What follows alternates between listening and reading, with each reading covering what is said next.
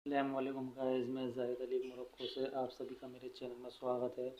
दुआ करता हूँ आप सब लोग खैरियत से होंगे। मुसलमान होना भी कितने गर्व की बात है। मैं मुसलमान हूँ। मैं अपने ऊपर प्राउड करता हूँ कि एक मुसलमान हूँ। जब कोई नॉन मुस्लिम मुस्लिम में कन्वर्ट होता है उसको कितना मुश्किल होता है, एक इस्लाम को इन मुश्किलों का सामना करना पड़ता है। आज मैं लेकर आया हूँ एक बंदे की कहानी, पीयूष सिंह की, जिसने इस्लाम कबूल करने के बाद कितना स्ट्रगल करा। आइए देखते हैं हम। अगर आप मेरे चैनल पर नए आए हैं तो प्लीज़ मेरे चैनल को सब्सक्राइब करें, लाइक करें।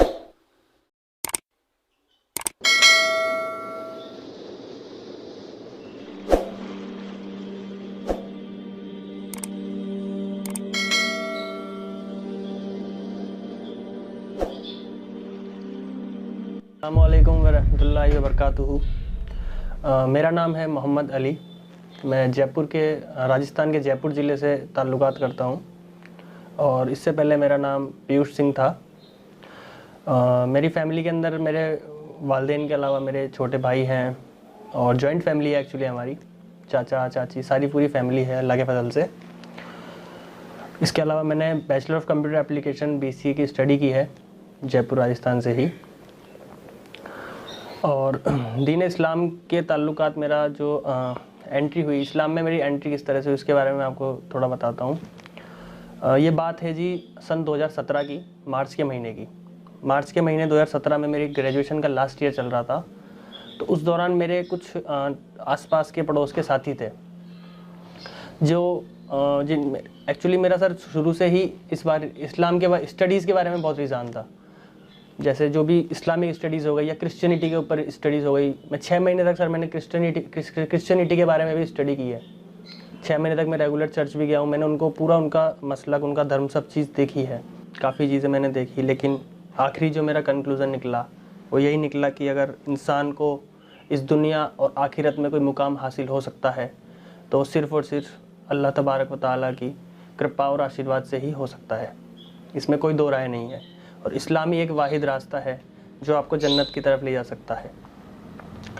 बहरहाल ये सब स्टडीज़ मेरी चल रही थी। मैं पढ़ रहा था इस्लाम के बारे में, नबी पाक की सीरत और हमारे जितने भी अंबिया आ चुके हैं उनके बारे में पढ़ना, हज़रत अली की जीवनी पढ़ना, उनकी कैसे बर्थ हुई, कैसे उनकी अलग अलग जगह लड़ाइयाँ हुई, इन सब चीज़ों के बारे में पढ़ना। इसी को आप कह सकते हैं कि धीरे धीरे मेरा इस्लाम की तरफ इंटरेस्ट बढ़ता गया। और एक वक्त ऐसा आ गया जब मुझे लगने लगा कि कोई भी चीज़ है, कोई भी मूर्ति है, कोई भी तस्वीर है जिसे हम इंसान अपने हाथों से बनाते हैं, वो कैसे हमारी हिफाजत कर सकती है, कैसे हमारी रक्षा कर सकती है। क्योंकि अगर आज मैं उस मूर्ति का कुछ भी उसको इंजर्ड कर देता हूँ या किसी भी तरीके से तकलीफ़ पहुँचाता हूँ तो जाहिर सी बात है वो मुझे तकलीफ़ नहीं पहुँचा पाएगी वहाँ पे। तो जब वो मुझे उसके नुकसान पे वो मेरा नुकसान नहीं कर पा रही तो फिर वो मेरा फ़ायदा पहुँचाना तो बहुत दूर की बात है उसके लिए। उसके बाद में मैंने और ज़्यादा जब डिटेल में पढ़ा तो मैंने देखा कि अर्थववेद और काफ़ी सारे ऐसे वेदास हैं हमारे हिंदू धर्म के पुराने, जिसके अंदर हमारे नबी अकरम सल्लल्लाहु अलैहि वसल्लम का जिक्र है। हाँ, ये हो सकता है कि कुछ नाम में फेरबदल हो, उनके वंश के नाम में फेरबदल हो, उनकी लोकेशन के नाम में फेरबदल हो, लेकिन ऐसा नहीं है कि बिल्कुल अवेलेबल ना हो, अवेलेबल है। उसके बाद सर मैंने धीरे धीरे मस्जिद की तरफ रुख किया अपना। मैंने मस्जिद में जाके देखा कि यार किस तरह से प्रेयर की जाती है इस्लाम में, किस तरह से नमाज अदा की जाती है। शुरुआत में मेरी प्रेयर ऐसे हुआ करती थी कि जब सब लोग रुकू में होते थे तो मैं खड़ा हुआ होता था, जब सब सजदे में होते थे तो मैं रुकू में होता था। काफ़ी प्रॉब्लम फेस करनी होती थी, लेकिन धीरे धीरे अल्लाह के फजल से ये चीज़ मैंने सीखी। अब हुआ यूँ कि बोलना तो नहीं चाहिए लेकिन मैं फिर भी आपको बताता हूँ। हमारी ही एरिया के कुछ मुस्लिम समुदाय के लोगों ने, जहाँ पे मैं नमाज़ अदा करने जाता था, धीरे धीरे उन लोगों ने ही मेरी फैमिली को कंप्लेंट करना शुरू किया कि आपका लड़का हमारी मस्जिद में नमाज़ पढ़ता है। अब मेरे जो पिताजी हैं, फादर हैं, वो मीडिया पर्सन है, मीडिया से रिलेटेड पर्सन है। हमारी फैमिली की उस एरिया में काफ़ी अच्छी रेपुटेशन है। तो उन्होंने कहा कि अनूप जी आपका लड़का फ़लाँ मस्जिद में, हमारे नज़दीक में एक मक्का मस्जिद है, वहाँ पे उन्होंने कहा कि आपका लड़का मक्का मस्जिद में नमाज़ पढ़ता है। तो मेरे जाहिर सी बात है किसी भी बाप का अगर बेटा दूसरे मसलक को चीज़ फॉलो करेगा तो उन्हें गुस्सा आना लाजमी है। तो मेरे फादर ने मेरे से काफ़ी उस टाइम सख्ती की। खैर वो उनका कोई बात नहीं, क्योंकि अपने पिता हैं, वो अपने साथ जो भी करें कोई परेशानी नहीं है उसमें। लेकिन दुख इस चीज़ का हुआ कि यार मैं कुछ गलत नहीं कर रहा, मैं किसी के साथ कोई अन्याय नहीं कर रहा, मैं सिर्फ मेरा मन कर रहा है कि मैं इस तरीके से इबादत करूँ ईश्वर की तो वो मैं करना चाह रहा हूँ, सीखना चाह रहा हूँ, तो उसके ऊपर एलिगेशन क्यों? उसके बाद भी मैंने अपने आप को रोका नहीं, मैंने इस चीज़ पे सब्र करा और मैं धीरे धीरे दूर की मस्जिदों में जाकर नमाज़ अदा करने लगा, 5 किलोमीटर 10 किलोमीटर दूर जा कर के। एक दिन ऐसा आया हज़रत कि एक तबलीग जमात से जुड़ी हुई एक कम्युनिटी हमारी एक मस्जिद में आई हुई थी। असर की नमाज़ का वक्त था, तो नमाज़ अदा करने के बाद उस मस्जिद में मैं रेगुलर नमाज़ अदा करता था। मैंने ये डिसाइड कर रखा था कि मुझे फ़जर किस मस्जिद में पढ़नी है, ज़ोहर किस में, असर किस में, मगरिब किस में, इशा किस में। तो असर की नमाज़ के बाद में मैं बयान के लिए उन्होंने सबको इकट्ठा किया, दावत दी, तो मैं भी बैठ गया। तो उन्होंने मुझसे ये कहा कि आप भाई अक्सर ये इस मस्जिद में देखे जाते हैं? जी हाँ। बोले बिल्कुल मैं देखा जाता हूँ, मैंने जवाब दिया। तो उन्होंने कहा कि आप हमारे रहबर बन जाएं। तो मैंने उन्हें ये कहा कि भाईजान आपकी बात बिल्कुल ठीक है, लेकिन ये रहबर, अमीर और ये तबलीग और ये जमात, ये आप क्या बात कर रहे हैं? मुझे इस बारे में बिल्कुल भी नॉलेज नहीं, क्योंकि उस टाइम तक मेरे को इस्लाम के किसी भी मसलक के बारे में कुछ नॉलेज नहीं थी। मैं सिर्फ यही जानता था कि अल्लाह के सिवा कोई माबूद नहीं और पैगम्बर सल्लल्लाहु अलैहि वसल्लम के सिवा कोई नबी नहीं अल्लाह का, सिर्फ ये चीज़। इसके अलावा मुझे कुछ नहीं पता था इस्लाम के बारे में, 2 वर्ड्स के अलावा। उन्होंने मुझे समझाया कि ऐसे ऐसे एक इस्लाम के अंदर एक स्पेसिफिक ग्रुप, एक चेन काम करती है जो कि लोगों को अच्छे रास्ते की तरफ लेकर आती है। तो उनको मैंने छोटी सी अपनी बताई कि यार मेरे साथ में, मैंने इस्लाम में फ़ॉलो करना चाहता हूँ, लेकिन मेरे साथ कुछ परेशानियाँ ऐसी आ रही है, मेरे फैमिली मुझे फ़िज़िकली और मेंटली काफ़ी टॉर्चर करते हैं, और आसपास का जो हमारा माहौल है वो थोड़ा विपरीत है मेरी चीज़ के अलावा। तो उन्होंने कहा कि भाईजान जब भी आपको कोई तकलीफ़ आए तो आपको सीधे जाना है, मरकज़ का रुख करना। आप जब भी आपको कोई परेशानी आए, वहाँ से आपको इंशाल्लाह ज़रूर मदद मिलेगी इस मैटर को लेके। तो हो सकता है शायद अल्लाह के फरिश्ते उस समय मौजूद है, उन्होंने तुरंत बात हमारी पहुँचाई। और अगले दिन जुम्मा का दिन था, 20 मार्च 2019। उस दिन मैं जुम्मे की नमाज़ पढ़ के घर पे जब आया, तो जुम्मे की नमाज़ के दौरान मेरा फ़ोन साइलेंट पे था। मेरी फैमिली की लगभग 18 से 20 मिस कॉल्स उसमें उस टाइम अवेलेबल थी। तो मैं घर मस्जिद से निकलते ही फ़ोन देखते ही मैं समझ गया था कि कुछ ना कुछ मैटर आज बड़ा होने वाला है। मैं घर पहुंचा। घर पहुंचते ही मेरे फादर ने मुझे सीधा ये कहा कि नहा पहले तो जाके। तो अल्लाह को शायद यही मंजूर था, और 20 मार्च 2019 को जुम्मे की नमाज़ के वक्त बाद में मैं जब घर वापस आया, तो मेरे फ़ोन में ऑलरेडी फैमिली की इतनी सारी मिस कॉल्स थी। मैं थोड़ा बहुत समझ गया था कि घर पे कुछ ना कुछ आज मैटर होने वाला है। मैं घर पहुंचा तो मेरे फादर ने मुझे ये कहा कि आप कहाँ गए थे? तो मैंने कहा पापा मैं नमाज़ पढ़ने गया था। तो मेरे फादर ने, उससे पहले भी मेरे पापा मेरे साथ कई बार सख्ती कर चुके थे, मारना पीटना, ये तो बहुत आम बात हो गई थी। असल में हिंदू कम्युनिटी के कुछ बड़े बड़े पॉलिटिकल पर्सनस के कॉल आना रात को 2-2 बजे धमकी भरे कि तुझे ज़िंदा नहीं रहने दिया जाएगा, जान से मार दिया जाएगा। जयपुर में क्या, तू कहीं भी रह ले, वहाँ पे भी। और इन द सेंस, मतलब घर पे आके समझाना, जो इंसान, पहले मैं हिंदू था, तो जिस इंसान को हिंदू होने पे मुझसे मतलब नहीं था बिल्कुल भी, जैसे ही मेरा हल्का सा रुझान इस्लाम की तरफ गया, वो लोग खुद आके बोल रहे हैं, समझा रहे, प्यार से भी और डर से भी, दोनों तरीके मुझे दिखाए जा रहे हैं कि या तो प्यार से मान जा या डर के मान जा। तो ये चीज़, मारपीट तो बहुत अलग रह गई थी, बहुत एक लेवल तक पहुंच गए थे वो लोग इस चीज़ में, पुलिस वगैरह का काफ़ी हो गया था मैटर। लेकिन चले मैं बताता हूँ पूरा डिटेल में। तो मैं घर पहुंचा तो मेरे फादर ने कहा कि आप ठीक है, आपको मना किया गया था। खैर मेरा लहजा बोलने का ये है, लेकिन उनके अल्फाज कुछ और ही थे, आप समझ सकते हैं थोड़ा। उन्होंने मुझसे कहा कि आपको मना किया गया था, उसके बावजूद आप मस्जिद गए हैं, तो पहले आप नहा कर आइए। तो मैंने कहा पापा मैं ऑलरेडी नहा के गया था, साफ़ सुथरा हूँ बिल्कुल, क्या प्रॉब्लम है? बोले नहीं, आप मुस्लिमों के मस्जिद में टच होके आए हैं, इसलिए आप नहाना होगा आपको। अब बताएं इस सोच का क्या किया जाए कि एक इंसान दूसरे इंसान के सिर्फ धर्म के नाम पे टच होने से नहाना, या फिर नापाक हो गया वो सिर्फ टच होने से। ये चीज़ मुझ पे ऐसे गई जैसे आप सोच नहीं सकते, इतना बुरा सोच के ऐसा अंदर से हिल जाता है इंसान की, यार आज कोई भी अगर किसी भी मुस्लिम के कोई नॉन मुस्लिम अगर टच हो जाता है तो क्या हमें ये कहा जाएगा कि आप नहा कर आइए? क्यों नहा कर आए भाई? वो इंसान नहीं है क्या? क्या वो बाबा आदम की औलाद नहीं है क्या? क्यों नहा कर आए हम? या कि क्यों हम उसको गलत समझें, क्यों उसे बुरा समझें? मैंने इस चीज़ से जब इनकार किया कि पापा मैं ऑलरेडी साफ़ सुथरा हूँ बिल्कुल, मैं नहा कर ही गया था, तो मैं दोबारा नहाने की कोई ज़रूरत नहीं है। तो देन उसके बाद उन्होंने कहा कि ठीक है, तेरे पास 2 रास्ते हैं, या तो तू अपनी फैमिली, जात बिरादरी, हम माँ बाप भाई बहन को चुन ले, या फिर तू तेरे अल्लाह के रास्ते पे निकल जा। काफ़ी 1 घंटे की जिद बहस के बाद उन्होंने ये चीज़ मुझसे कही। 1 घंटे की जब उनसे काफ़ी मेरी जिद बहस हो चुकी थी, तो उन्होंने मुझे फाइनली यही कहा कि आप अपना बैग तैयार करें और निकल जाएं। मैंने कहा ठीक है। अब बैग तैयार करने के लिए भी मुझे घर में एंट्री नहीं दी गई, मुझे बाहर चौराहे पे, बाहर गेट के जस्ट अंदर खड़ा किया गया कि आप कमरे के अंदर एंट्री नहीं कर सकते क्योंकि आप मुस्लिमों के टच होकर आए हो इसलिए। ठीक है जी। मेरी मम्मी ने जो उनके हाथ में कपड़े लगे वो मेरी डॉक्यूमेंट्स की फ़ाइल और सिर्फ मैंने जो कपड़े पहने थे वो लेकर के मेरे को ये नहीं पता मुझे जाना कहाँ है, मुझे ये नहीं पता कि किस तरीके से मैं मरकज़ तक पहुँचूँगा। जो भी है 4 बजे की ट्रेन थी मेरी पूजा एक्सप्रेस की, सिर्फ मेरे पास कुल 140 रुपये घर छोड़ते वक्त, उम्र 23 साल, रुपये 140 रुपये, और मेरे को ज़िंदगी भर के लिए घर छोड़ना। आप कुछ सोच सकते हैं कि इस उम्र में कितना बड़ा मेंटली प्रेशर आएगा एक इंसान के ऊपर। आज इंसान अगर 10-20 किलोमीटर भी जाता है तो कम से कम 1000 रुपये साथ में लेकर निकलता ही निकलता है, और मैं पूरी ज़िंदगी का फ़ैसला करके निकला हूँ और जेब में रुपया एक भी नहीं। फिर भी मैंने अल्लाह के भरोसे कदम उठाए और अल्लाह ने मुझे कामयाब भी किया, वो मैं आपको बताता हूँ डिटेल में कैसे। हाँ, एक बात और, मेरे कुछ साथी थे जैसे सलमान भाई हो गए, उनके फैमिली, उन्होंने मेरा काफ़ी सपोर्ट किया इस मैटर में, बहुत। मतलब उनको मेरी फैमिली की तरफ से धमकियाँ दी गई कि इसकी वजह से हम आपके ऊपर एलिगेशन करेंगे, आप पे केस मुकदमे दर्ज करवा देंगे हम कि आप हमारे लड़के को कन्वर्ट करवाने में हो। लेकिन फिर भी अल्लाह ने उनकी हिम्मत बंधाए रखी और उन्होंने मेरी काफ़ी मदद की इस मैटर में। मैं ट्रेन में बैठा सर 4 बजे के समथिंग, और रात को मैं 10 साढ़े 10 बजे उतरा।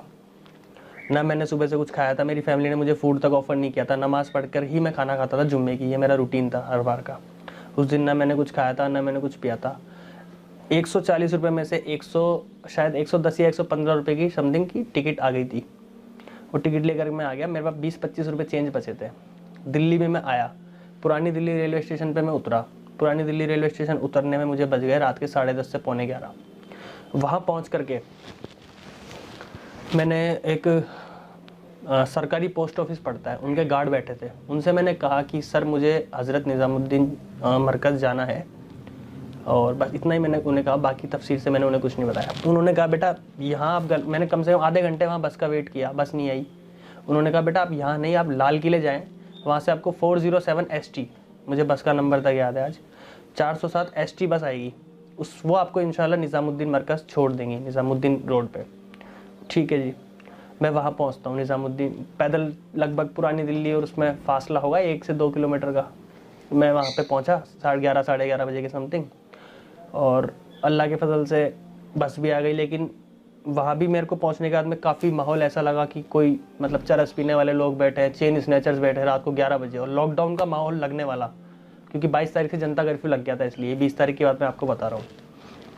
एक फैमिली खड़ी थी, हस्बैंड वाइफ उनके बच्चे, उनसे मेरे को लगा ये थोड़े ठीक फैमिली वाले लोग हैं, इनसे पूछा जाए। उनसे मैंने पूछा कि सर मेरे को हज़रत निज़ामुद्दीन जाना है तो कैसे पहुंचूंगा, तो उन्होंने बता दिया यहाँ से बस आएगी, आप चले जाएँ। ठीक है। अल्लाह के फजल से 5 से 7 मिनट में बस भी आ गई। अब बस में एक ड्राइवर, एक कंडक्टर और एक भाई और बैठे। बस रुकी, मैं बस में सवार होता हूँ। अब जिस सिचुएशन में आप समझे, जिस सिचुएशन में मैं घर छोड़ के आया था, उस सिचुएशन में मुझे हर मुसलमान, हर दाढ़ी वाला भाई मुझे अपने खून के सगे भाई से भी ज़्यादा लगेगा, समझ सकते हैं यहाँ पे। ठीक है। अब अल्लाह को शायद थोड़ा इम्तहान लेना वहाँ पे मंजूर था, इसलिए उन्होंने शुरू करा मेरा इम्तहान लेना वहाँ से। उस दाढ़ी वाले भाई से मैंने ये कहा कि भाई मुझे एक्चुअली मुझे पता नहीं था कि कहाँ पे हज़रत निज़ामुद्दीन एक्चुअली पड़ता है, क्योंकि निज़ामुद्दीन पूरी एक बस्ती का नाम है, उसमें से वो पर्टिकुलर स्पेस, उस पर्टिकुलर जगह कौन सी है जहाँ पे मुझे जाना है। मैंने उन्हें कहा कि यार मेरे को मरकज़ निज़ामुद्दीन जाना है, बंगले वाली मस्जिद। बोले ठीक है आप भाई कोई दिक्कत नहीं, आप मेरे साथ चले, मैं आपको छोड़ दूँगा इंशाल्लाह। बस में मैंने उन्हें थोड़ा बहुत मेरे बारे में बता दिया कि मैंने यार ऐसे ऐसे मैं इस्लाम फॉलो करता हूँ और इस्लाम कबूल करना चाहता हूँ। बोले ठीक है। तो हम लोग निज़ामुद्दीन बस स्टैंड पे उतरते हैं। उतर के थोड़ा वॉकिंग डिस्टेंस पे मरकज़ है बस स्टैंड से। हम लोग मरकज़ की तरफ रवाना होते हैं।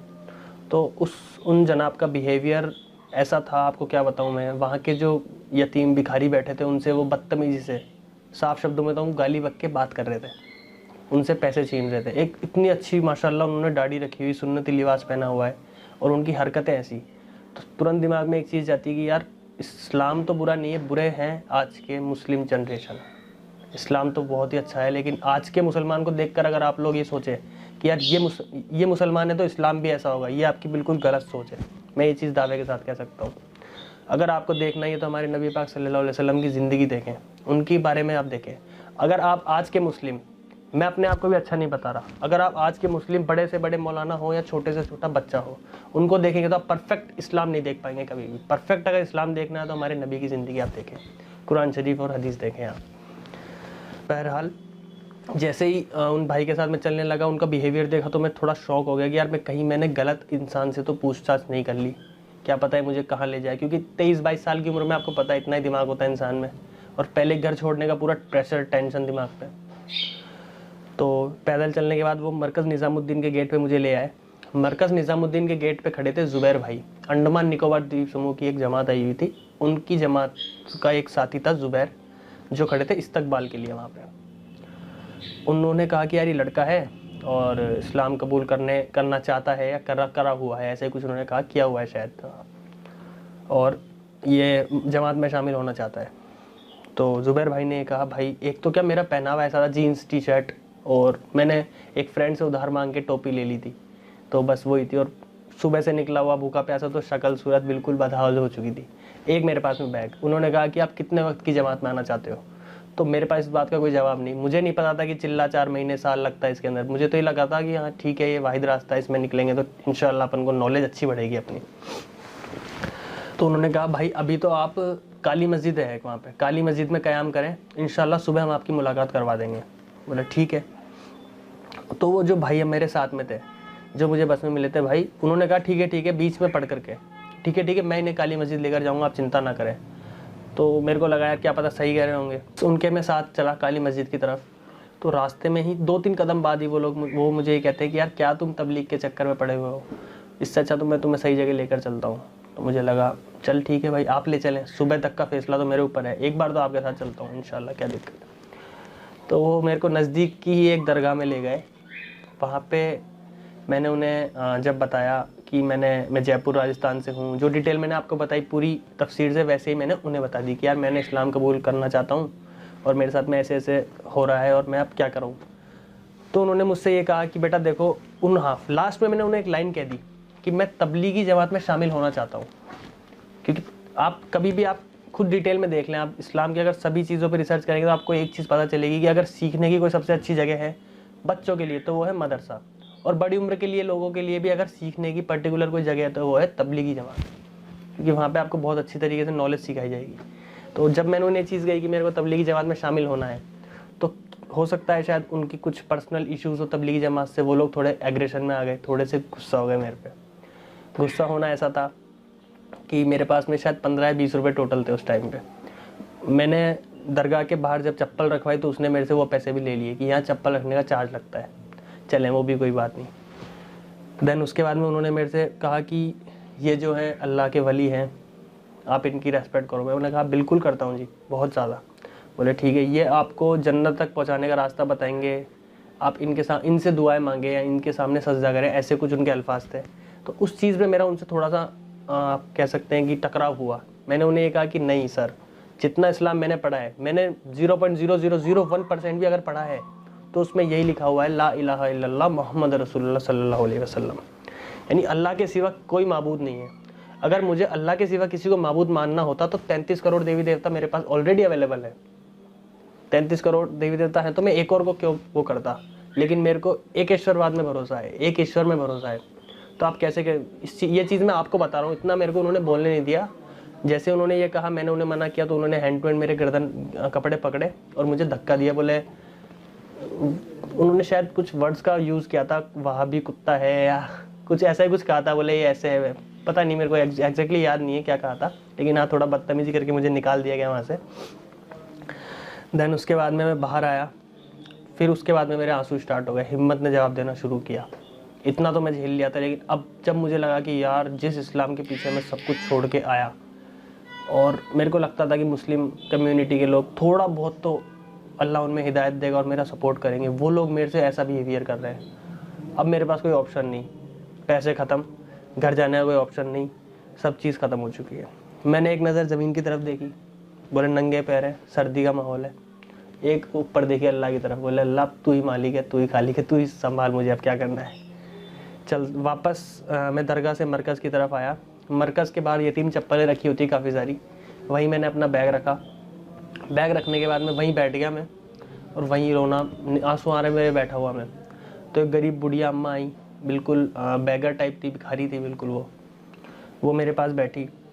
तो रोता हुआ मैं जब वापस मरकज़ निज़ामुद्दीन के बाहर आया तो वहाँ चप्पल वगैरह का ढेर लगा हुआ था, पुरानी चप्पलें होती लोगों की। वहाँ मैंने अपना बैग रख दिया, मुझे कुछ होश नहीं था अब करना क्या है। बैठ गया, रोने लगा, दुआ कर रहा था अल्लाह से कि एक बूढ़ी अम्मा आती है, बिल्कुल गरीब फटे हाल, बिल्कुल उन्होंने झोला था, उसमें कुछ चावल कुछ रोटी अलग अलग मुख्तलिफ जगह से लेकर आई होंगी बेचारी। वो बैठी, बेटा क्या बात हो गई? बोला अम्मा ऐसे ही परेशान हूँ बहुत ज़्यादा। तो उन्होंने मुझे खाना खिलाया। आप खुद सोचे, एक टाइम वो था अहमदाबाद में मेरी जॉब है लेंस कार्ड कंपनी में। तो ये था इस कहानी का पहला पार्ट। दूसरा पार्ट लेकर आएंगे हम नेक्स्ट वीडियो में। अगर मेरी वीडियो पसंद आई है तो लाइक करना, कमेंट करना। अगर मेरे आप चैनल पर नए आए हैं तो प्लीज़ सब्सक्राइब करें। दुआ करता हूँ इंशाल्लाह आपको ये वीडियो पसंद आई होगी। नेक्स्ट वीडियो मुलाकात करेंगे। अल्लाह हाफिज़।